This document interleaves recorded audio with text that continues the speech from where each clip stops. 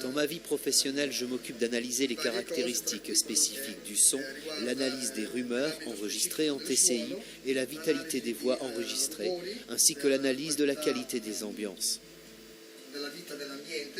Je m'intéresse à la transcommunication instrumentale depuis 1973. Cela fait plus de 30 ans que je m'occupe de ces phénomènes paranormaux.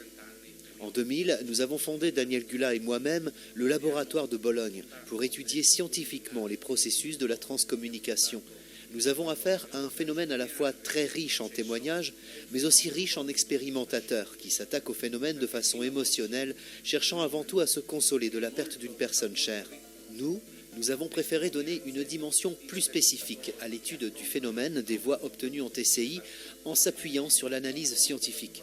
Notre objectif donc est de documenter scientifiquement la réalité du phénomène.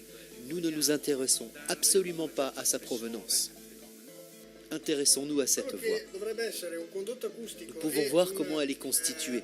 Nous devrions avoir affaire à un conduit acoustique et une articulation de la parole qui devrait se modifier en fonction de l'exécution des phonèmes. Les organes de l'articulation, la langue, l'ouverture buccale, la condition de l'appareil vocal, c'est-à-dire le larynx, le pharynx et l'épiglotte, devraient se modifier. Or, on voit qu'en réalité, le conduit acoustique reste presque tout le temps fermé et de dimension très réduite comparé à celui d'une voix humaine. Je suis sûr que nous avons affaire à un facteur de médiumnité. Moi, je le définis comme un phénomène de nature psychique. Pour psychique, nous devons comprendre une composante d'un ordre supérieur. Que devons-nous voir en fait ? Il s'agit probablement d'un composant de la personnalité humaine qui nous aide à surmonter le fait de mourir physiquement et à survivre en tant qu'unité de conscience après la mort. Ces phénomènes sont singuliers car ils contredisent les lois scientifiques comme la cause et l'effet, car dans le cas des voix obtenues en TCI, nous sommes face à l'existence d'un effet sans sa cause et c'est tout le problème. Je m'occupe depuis plus de 20 ans de l'étude du phénomène TCI.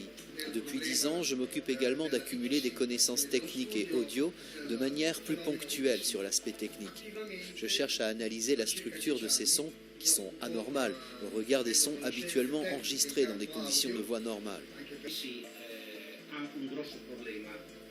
Le problème des voix en TCI tient au fait qu'elles ne sont pas claires et limpides. La principale difficulté est que nous avons affaire à des séquences acoustiques fragmentées et rythmées pour être codifiées subjectivement comme des mots. Le problème, c'est de pouvoir isoler le signal, car la majeure partie des systèmes d'analyse existants se basent sur les principes habituels du fonctionnement du langage humain.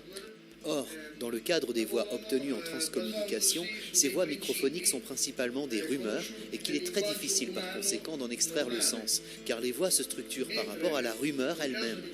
Quoique nous ne puissions pour le moment l'affirmer, il semblerait que les rumeurs participent directement à la naissance de ces voix.